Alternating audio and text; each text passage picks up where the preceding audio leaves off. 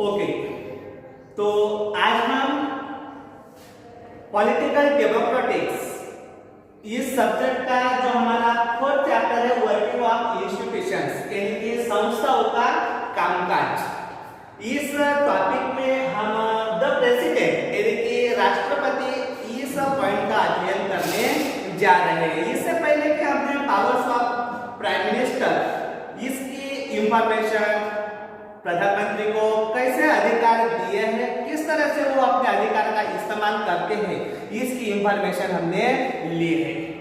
और इसी के बाद हमने देखा है, इससे पहले भी हमने कंपेयर किया है कि हमारे देश में जो रियल पावर रहते हैं वो प्राइम मिनिस्टर के पास रहते हैं, लेकिन जो देश का जो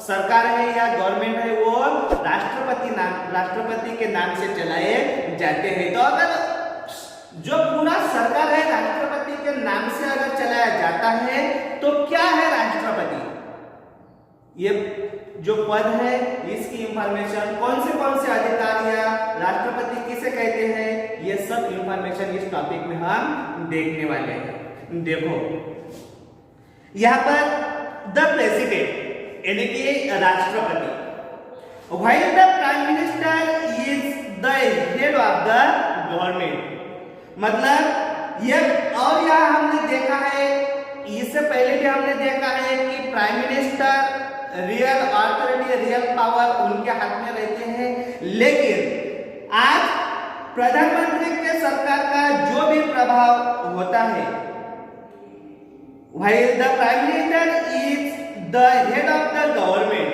मतलब गवर्नमेंट का जो प्रमुख होता है वो कौन होता है, प्रधानमंत्री देखा है, ये भी हमने देखा है। लेकिन the president is the head of the state, जैसे कि प्रधानमंत्री प्रमुख होता है, गवर्नमेंट का प्रमुख होता है, लेकिन हमारे जो स्टेट है यानी कि यहाँ पे स्टेट यानी कि राज्य नहीं, तो स्टेट यानी कि नेशन, और हमारे देश का जो प्रमुख रहता है जिसे हम प्रेसिडेंट कहते हैं, और इसीलिए वो स्टेट के प्रमुख रहते हैं, इसलिए उनसे नाम से गवर्नमेंट चलाया जाता है। In our political system the head of the state exercises only nominal powers, मतलब हमारी जो राजनीतिक व्यवस्था केवल नाम के अधिकार का वो प्रयोग करता है। मतलब हमारे स्टेट में जो भी गवर्नमेंट चलता है, जिस तरह से भी गवर्नमेंट चलता है, वो गवर्नमेंट राष्ट्रपति के नाम से ही चलाए जाते हैं। मतलब इतनी पावर हमारे कॉन्स्टिट्यूशन ने राष्ट्रपति को दी है, और इसीलिए यहाँ कहा जाता है, देखो the president of India is like the queen of Britain. देखो मतलब भारत के राष्ट्रपति को ब्रिटेन की महारानी कहा जाता है। क्या है, अगर हमें राष्ट्रपति यानी क्या इसका मीनिंग अगर हमें मालूम नहीं है तो ये कोटेशन तो हमें ध्यान में आता ही है कि हमारे राष्ट्रपति को ब्रिटेन की महारानी कहा जाता है। फिर क्या है ऐसा ब्रिटेन के महारानी में जो हमारे राष्ट्रपति को कहा जाता है, या ऐसा हम क्यों नहीं कह सकते कि ब्रिटेन के महारानी को भारत के राष्ट्रपति क्यों नहीं कह सकते हैं, ऐसा भी कहा जाता है। ये सब सोच की बात लगती है, लेकिन यहाँ जब प्रेसिडेंट की बात कर रहे हैं तो यहाँ उनके जो अथॉरिटीज या पावर्स रहते हैं, तो यहाँ हमें देखने को मिलता है कि हमारे प्रेसिडेंट को, मतलब भारत के राष्ट्रपति ब्रिटेन के महारानी के जैसे होते हैं। मतलब कैसे होते हैं, फिर ब्रिटेन के महारानी कैसे होती है, ये भी हमारे सोच में बात आ सकती है। तो हमें पता है, देखो क्या करते हैं, the president of India is like the queen of Britain who functions are to a large extent ceremonial. मतलब जब हमारे देश में अच्छा सा प्रोग्राम रहता है तो उस प्रोग्राम या कार्यक्रम में बड़े विस्तार के या बड़े विस्तारित के समारोह होते हैं या बड़े बड़े फंक्शन होते हैं, तो उस फंक्शन में उनको ही या उनके नाम से ही वो फंक्शन चलते हैं। इस तरह से जैसे ब्रिटेन की महारानी का समावेश उनके गवर्नमेंट में होता है, उसी तरह से हमारे देश में जितने भी प्रोग्राम्स होते हैं, फॉर एग्जाम्पल पर यह बताया है कि हमारा इंडिपेंडेंस डे है या रिपब्लिक डे है, या किसी संसद में जब लोकसभा का जब पहला अधिवेशन होता है, उस अधिवेशन में हमने देखा है कि पहला स्पीच जो होता है जिसे हम एड्रेसिंग कहते हैं, वो भी राष्ट्रपति के जरिए होता है।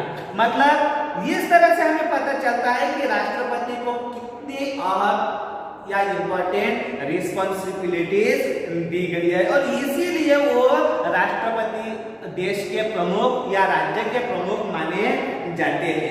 The president supervise the overall functioning of all the political institute in the country, और वो देश के प्रमुख होने के नाते हमारे देश में कैसे गवर्नमेंट चलती है, हमारे देश के राजनीतिक संस्थाओं के कामकाज कैसे होती है, हमारे देश की राजनीतिक संस्थाएं कौन सी होती है। अगर राष्ट्रपति की अगर बात करते हैं तो खासतौर पर वो पार्लियामेंट का उसे हम पार्लियामेंट का ही नाम ले सकते हैं, लेकिन अगर देश की राजनीतिक संस्थाओं या कार्यालयों ऑफिशियल्स का हम जिक्र करते हैं तो कल हमने देखा था कि पूरी जो स्टेट लेवल पर जो गवर्नमेंट रहती है और नेशनल लेवल पर जो गवर्नमेंट रहती है उनमें से फर्क है, लेकिन नेशनल लेवल पर गवर्नमेंट का जो भी डिसीजन रहता है उस पर कंट्रोल या सुपरविजन करने का काम कौन करता है, हमारे राष्ट्रपति करते हैं। और इसीलिए यह कहा है कि the president supervises the overall functioning of all the political institute in the country, मतलब हमारे देश के सभी राजनीतिक संस्थाओं को काम या निगरानी करने को वही जिम्मेदार माने जाते हैं।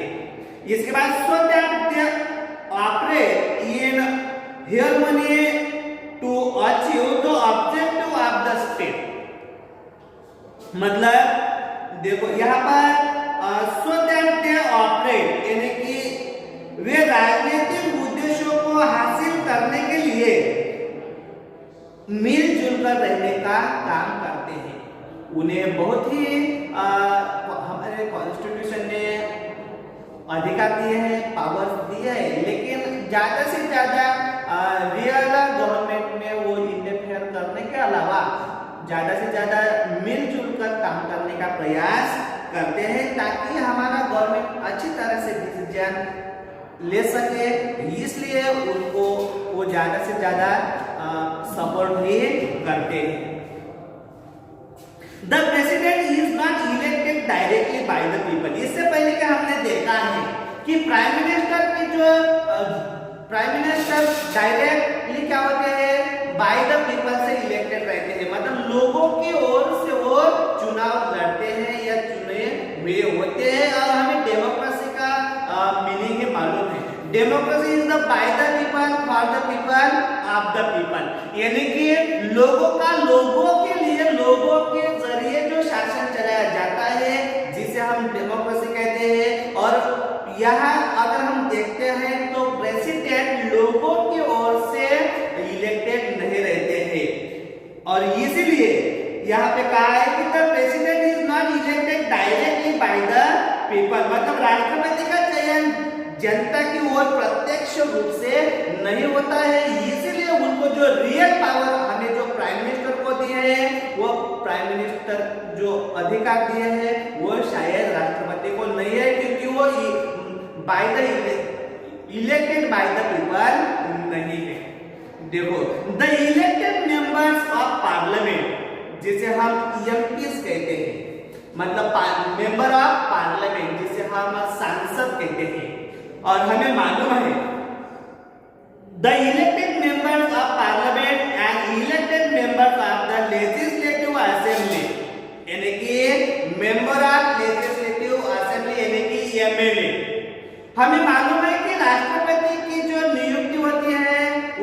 डायरेक्ट लोगों की ओर से नहीं होती है, तो उनका इलेक्शन इनडायरेक्टली होता है।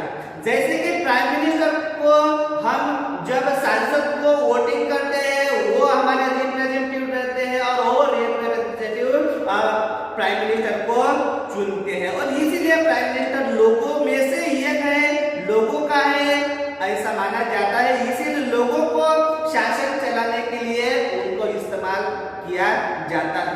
लेकिन जो प्राइम मिनिस्टर है वो लोगों की ओर से डायरेक्टली चुनाव नहीं लड़ते हैं, या लोग उनके लिए कुछ वोटिंग नहीं करते हैं, फिर इसीलिए कहा जाता है कि प्रेसिडेंट का चुनाव इनडायरेक्टली होता है। फिर इनडायरेक्टली कैसा होता है, तो हमारे जो सांसद होते हैं यानी कि मेंबर ऑफ पार्लियामेंट, और इसके अलावा जो स्टेट लेवल पर हमारे जो एमएलए होते हैं, एमएलए यानी कि मेंबर ऑफ लेजिस्लेटिव असेंबली, इनकी वोटिंग की वजह से ये हमारे प्रतिनिधि हैं, और इनकी वजह से क्या होते हैं, उनका इलेक्शन किया जाता है या चयन किया जाता है। और इसीलिए राष्ट्रपति का जो चुनाव होता है वो चुनाव इनडायरेक्टली माना जाता है, यानी कि अप्रत्यक्ष रूप से माना जाता है। A candidate standing for president's post has to get a majority of vote to win the election। यानी क्या कि राष्ट्रपति पद के लिए जो प्रत्याशी को जो चुनाव जीतने के लिए जो बहुमत हासिल करना होता है, वो बहुमत पार्टी को जो मेंबर्स रहते हैं, या एमएलए हो या एमपी हो, इनकी वजह से उनका चयन किया जाता है। This ensures that the president can be seen to represent that entire nation। इससे यह तय हो जाता है कि राष्ट्रपति पूरे राष्ट्र का प्रतिनिधित्व करता है। मतलब क्या होता है कि हमारे राज्य के जो प्रतिनिधि रहते हैं, जिसे हम राज्य के प्रतिनिधि जो हमारे रहते हैं, जिसे हम एमएलए कहते हैं, इनकी ओर से राष्ट्रपति चुने जाते हैं। और इसके अलावा जो हमारे सांसद होते हैं, जो कि मेंबर ऑफ पार्लियामेंट कहते हैं, इनकी ओर से भी राष्ट्रपति को चुनाया जाता है। और इसीलिए पूरे देश के जो प्रतिनिधि होते हैं, इनकी वजह से राष्ट्रपति का चयन किया जाता है। इसीलिए वो पूरे देश का प्रतिनिधित्व या पूरे देश के माने जाते हैं। एट द सेम टाइम, लेकिन उसी समय देखो, at the same time the president can never claim the kind of direct popular mandate that the prime minister can. मतलब राष्ट्रपति उस तरह से प्रत्यक्ष जनादेश का दावा नहीं कर सकता। क्यों नहीं कर सकता? क्योंकि उनका चुनाव लोगों में से नहीं हुआ है, और लोगों में से चुनाव नहीं हुआ है, इसलिए वो प्रत्यक्ष लोगों के लिए या लोगों का दावा नहीं कर सकता। लेकिन जो प्राइम मिनिस्टर रहते हैं, हमने इससे पहले भी देखा है, कहते प्राइम मिनिस्टर क्या मतलब लोगों के लिए दावा या लोगों का प्रतिनिधित्व कौन रहता है? प्राइम मिनिस्टर रहता है। इसलिए प्राइम मिनिस्टर जनादेश का दावा कर सकता है। लेकिन क्यों करता है जनादेश का दावा? क्योंकि इतने बड़े राजनीतिक दलों में से वो चुना जाता है। इतने बड़े जो मेंबर्स रहते हैं, इस मेंबर्स को लोगों ने चुनाया है, और इसी लोगों का जो प्रतिनिधित्व रहते हैं वो मेंबर्स रहते हैं, और इसी मेंबर्स ने प्राइम मिनिस्टर को चुना है। इसलिए वो जनादेश है या कह सकते हैं, लेकिन राष्ट्रपति ऐसा नहीं कह सकते हैं। This ensures that the remains only a nominal executive। और इसीलिए उनको इस तरह से उनको वह केवल नाम से यानी कि नाम मात्र कार्यपालक कहा जाता है। इससे पहले कि हमने पॉलिटिकल एग्जीक्यूटिव कहा है, मतलब राजनीतिक जो कार्यपालक है, ये भी देखे हैं। इसके अलावा परमानेंट एग्जीक्यूटिव है, इनकी भी इंफॉर्मेशन हमने ली है। और जो सुप्रीम पावर जिन पर रहते हैं, जिसे हम प्राइम मिनिस्टर कहते हैं, इनकी भी इंफॉर्मेशन हमने ली है। लेकिन जो नॉमिनल एग्जीक्यूटिव है, नॉमिनल यानी क्या कि उनको ज्यादा से ज्यादा साइन करने के अधिकार रहते हैं, उनके नाम से शासन चलाया जाता है, इसीलिए उनको नॉमिनल एग्जीक्यूटिव कहा जाता है। और नॉमिनल एग्जीक्यूटिव किसको कहा जाता है? प्राइम मिनिस्टर को कहा जाता है। इसके बाद सेकंड पैराग्राफ देखो, the same it is true of the power of the president. देखो, राष्ट्रपति के अधिकारों के मामले में यही सब लागू होता है। मतलब जैसा कि हमने प्राइम मिनिस्टर की इंफॉर्मेशन ली है और राष्ट्रपति को जिस तरह से हम नॉमिनल एग्जीक्यूटिव कहते हैं, और इसी के अधिकारों के मामले में उनको जो अधिकार दिए हुए हैं, हमारे कॉन्स्टिट्यूशन ने प्रेसिडेंट को जो भी पावर या अथॉरिटी दी है, उस अधिकार से ऐसा पता चलता है कि वो केवल नॉमिनल एग्जीक्यूटिव माने जाते हैं, क्योंकि ऐसे ही अधिकार उनको दिए हैं। फिर कौन से अधिकार उनको दिए हैं, यही हम यहाँ देखने वाले हैं। देखो, if you casually read the constitution, अगर आप संविधान अगर सरसरी से अगर रीड किया है, तो you would like that there, मतलब आप सोचेंगे कि ऐसा कुछ नहीं है, nothing that she can not do. मतलब देखो, अगर आप कॉन्स्टिट्यूशन अगर रीड करते हैं तो उससे आपको पता चलता है कि there is nothing that she can not do, मतलब राष्ट्रपति को ऐसा कुछ भी नहीं है जो नहीं कर सकते हैं। इतनी पावर उनको मिले। आप सोच सकते हैं कि इस वर्ड में कितना मीनिंग दड़ा हुआ है कि राष्ट्रपति कुछ भी कर सकता है। इतनी पावर हमारे कॉन्स्टिट्यूशन ने इनको दी है, और इसीलिए यहाँ कहा है कि if you casually read the constitution you would think that there is nothing that she can not. उनके लिए कुछ भी नहीं है कि जो काम वो कर नहीं सकते हैं। All government activities take place in the name of the president। देखो, यहाँ की शुरुआत हुई है। जहाँ तक कि अभी तक हमने कहा है कि राष्ट्रपति को प्राइम मिनिस्टर को कौन से अधिकार दिए हुए हैं, कौन से पावर्स उनको दिए हैं, और अभी तक हमने देखा है कि प्रेसिडेंट को नॉमिनल एग्जीक्यूटिव कहा जाता है, और बाद में ऐसा भी हमने देखा है कि प्रेसिडेंट को ऐसा कुछ भी नहीं है जो नहीं कर सकते हैं। फिर ऐसा कौन सी रिस्पॉन्सिबिलिटी या कौन सी पावर उनको दी है जो हमारे वो स्टेट के हेड माने जाते हैं। तो नीचे इनकी इंफॉर्मेशन हमें बताई है। देखो, all governments activities take place in the name of the president. मतलब गवर्नमेंट के सरकार की, मतलब गवर्नमेंट की जितनी भी गतिविधियां या एक्टिविटीज रहती है, या जितने भी गवर्नमेंट डिसीजन लेते हैं, तो वो राष्ट्रपति के नाम से ही डिसीजन लेते हैं। डिसीजन वो लेते हैं लेकिन इनके नाम से लेते हैं। यहाँ हमें प्रेसिडेंट की पावर दिखाई देती है। इसके अलावा all laws and major policy decision of the government are issued in her name. देखो, इसके बाद हमें ये भी देखने को मिलता है कि all laws and major policy decision, मतलब सारे भारत के या गवर्नमेंट जितने भी कानून और सरकार के जो नीतिगत फैसले रहते हैं, जिसे हम मेजर पॉलिसी डिसीजन कहते हैं, वो सब राष्ट्रपति के नाम से जारी किए जाते हैं। Are issued in her name, मतलब जितने भी डिसीजंस गवर्नमेंट लेता है, वो सब डिसीजंस राष्ट्रपति के नाम से ही इश्यूज या जारी किए जाते हैं। ये भी राष्ट्रपति या प्रेसिडेंट की पावर जिसे हम कहते हैं। बाद में है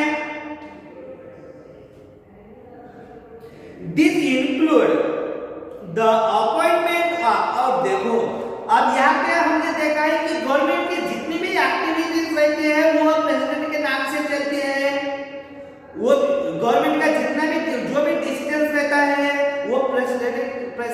नाम से भी रहता है या प्रेसिडेंट के नाम से भी यूज होता है।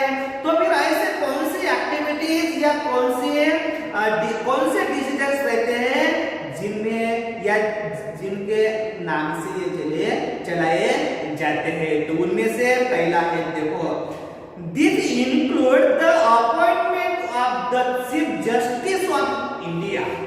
मतलब हमारे देश के जो प्रमुख न्यायाधीश रहते हैं, जिसे हम सुप्रीम कोर्ट के जज भी कहते हैं, इनकी जो अपॉइंटमेंट की जाती है, इनकी अपॉइंटमेंट करने का जो रिस्पॉन्सिबिलिटीज है ये राष्ट्रपति को हमने दी है।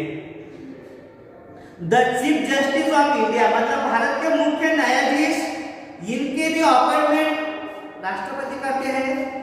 इससे पहले कि हमने देखा है कि भारत के राष्ट्रपति को ब्रिटेन की महारानी कहा जाता है कि क्योंकि जब भी समारोह हमारा देश में होता है तब उस समारोह में प्रेसिडेंट रहते हैं या उन्हीं के नाम से वो समारोह आयोजित किया जाता है।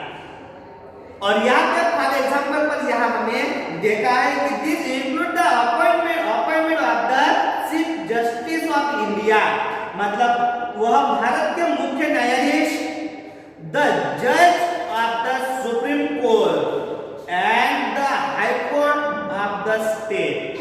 मतलब हमारे देश में हमने सुप्रीम कोर्ट की इंफॉर्मेशन ली है, आगे भी स्पेशल पॉइंट है इसलिए, लेकिन इससे पहले हमने देखा है कि सुप्रीम कोर्ट के जो जज रहते हैं या वो सुप्रीम कोर्ट के जज होते हैं या हमारे राज्य में जो हाई कोर्ट रहता है उसके जज होते हैं, ये दोनों ही जगह में जो जज रहते हैं उनकी अपॉइंटमेंट हमारे राष्ट्रपति से ही की जाती है। देखो इतनी पावर, सुप्रीम कोर्ट के जज रहते हैं उनकी अपॉइंटमेंट प्रेसिडेंट से होती है, हाई कोर्ट के जो जज रहते हैं उनकी भी अपॉइंटमेंट हमारे राष्ट्रपति से ही होती है। देखो कितने पावर हमारे राष्ट्रपति से है ये हमें मालूम होता है, क्योंकि ये जो डेजिग्नेशन है ये भी इतना पावरफुल है। तो वो जो पावरफुल डेजिग्नेशन के जो हेड रहते हैं उनके अगर वो अपॉइंटमेंट करते हैं तो वो कितने पावरफुल रहते हैं ये भी हमें पता चलता है। इसके बाद जज ऑफ द सुप्रीम कोर्ट या the high court of the state and the governors of the state मतलब गवर्नर मतलब हमारे राज्य या भारत में जितने भी स्टेट्स हैं उस स्टेट्स के जो गवर्नर रहते हैं यानी कि राज्यपाल रहते हैं, उस राज्य के राज्यपाल की अपॉइंटमेंट भी प्रेसिडेंट से की जाती है। इसके अलावा द इलेक्शन कमिश्नर्स, हमें मालूम है कि हमारे देश में चुनाव आयोग बहुत ही इंपॉर्टेंट माना जाता है। ये देखिए डेमोक्रेसी टिकने के लिए या ग्रोथ होने के लिए इस इलेक्शन कमीशन ही इंपॉर्टेंट माने जाते हैं। अगर इलेक्शन कमीशन की अगर हम बात करते हैं तो नेशनल लेवल पर और स्टेट लेवल पर इस तरह से दो में डिवाइडेशन किए जाते हैं और इस स्टेट में जो इलेक्शन कमीशन रहता है उसके आयुक्त रहते हैं और जो सेंट्रल पर जो भी इलेक्शन कमिश्नर या आयुक्त रहते हैं उनकी भी अपॉइंटमेंट राष्ट्रपति से की जाती है। इस तरह से और इसके बाद ambassadors to the other countries, देखो हमारे देश के जो भी राजनीतिक जो रहते हैं जिसे हम राजदूत कहते हैं और हमारे देश के अलग अलग देश में अलग अलग कंट्रीज में हमारे एम्बेसडर्स रहते हैं, राजदूत रहते हैं, उसकी अपॉइंटमेंट भी राष्ट्रपति से की जाती है।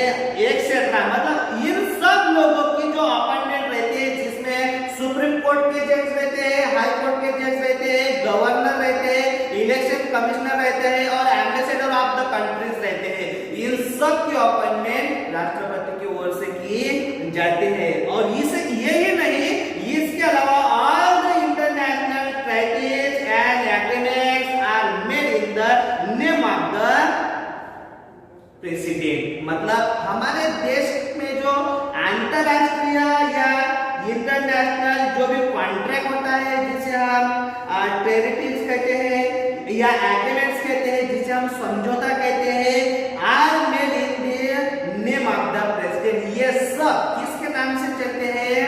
प्रेसिडेंट के नाम से चलते हैं। हमें मालूम है कि रियल जो पावर रहते हैं वो प्रधानमंत्री लेते हैं, प्रधानमंत्री सब डिसीजन लेते हैं, लेकिन डिसीजन लेने से पहले जो भी डिसीजन लिया जाता है इनके नाम से डिसीजन लिया जाता है।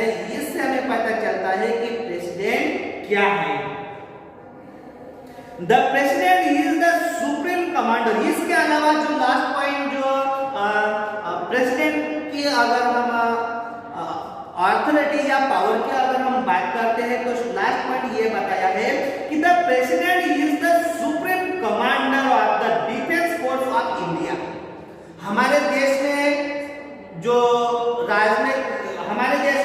डिफेंस फोर्सेस है, यानी कि जो सुप्रीम कमांडर जैसे हम कहते हैं, हमारे देश में एयरफोर्स या एयरफोर्स कहते हैं और अदर कुछ रहते हैं जिसे हम स्थल या जमीन कह सकते हैं, जिसे हम नेवी कह सकते हैं, नेवी, एयरफोर्स एंड आर्मी कह सकते हैं। हमें मालूम है कि इन तीन डिपार्टमेंट से हमारा राष्ट्र सिक्योर रहता है। अगर navy force, army and air force ये हमारे नेशन को सिक्योरिटी देते हैं, लेकिन इनके जो सुपर कमांडर रहते हैं, इन तीनों ही दल के पहले कमांडर कौन रहते हैं? हमारे राष्ट्रपति रहते हैं। और यहाँ पे बताया नहीं है, लेकिन एक बात इनमें यह भी है कि ये तीनों दलों के जो भी प्रमुख रहते हैं, नेवी फोर्स या एयरफोर्स या आर्मी के जो भी प्रमुख रहते हैं, इनके प्रमुखों की अपॉइंटमेंट कौन करते हैं? हमारे राष्ट्रपति करते हैं। और इसीलिए यहाँ बताया है कि हमारे राष्ट्र, इससे यहाँ हमें पता चलता है कि राष्ट्रपति को किस तरह से अधिकार दिए हुए हैं। लेकिन रियल पावर अगर हम कहते हैं तो प्राइम मिनिस्टर का नाम आता है, लेकिन अगर गवर्नमेंट चलाने की अगर बात करते हैं तो वो गवर्नमेंट चलाने का काम इनके नाम से चलाया जाता है। और इस तरह से यहाँ पर किस तरह से प्रेसिडेंट के जो अधिकार है, क्यों उन्हें स्टेट के हेड माना जाता है, इस तरह से यहाँ हमें इंफॉर्मेशन देखने को मिलती है। और यहाँ तक अगर आपको कुछ समझ में नहीं आया हो तो आप पूछ सकते हैं। और यहाँ पे अगर जो एक पॉइंट पैराग्राफ यहाँ हम ले सकते हैं, देखो, but we should remember that the president exercises all this power only on the advice of the council of ministers। मतलब अभी तक हमने देखा है कि राष्ट्रपति को कितने अपॉइंटमेंट करने के अधिकार दिए हुए हैं, लेकिन बाद में हमें ऐसा पता चलता है कि हमें यह याद रखना चाहिए, we should remember that। क्या याद रखना चाहिए? The president exercises all these powers only the advice of the council of ministers। यानी कि इन अधिकारों का इस्तेमाल वो हमारी जो मंत्री परिषद रहती है, इस मंत्री परिषद के एडवाइस से ही वो चलते हैं।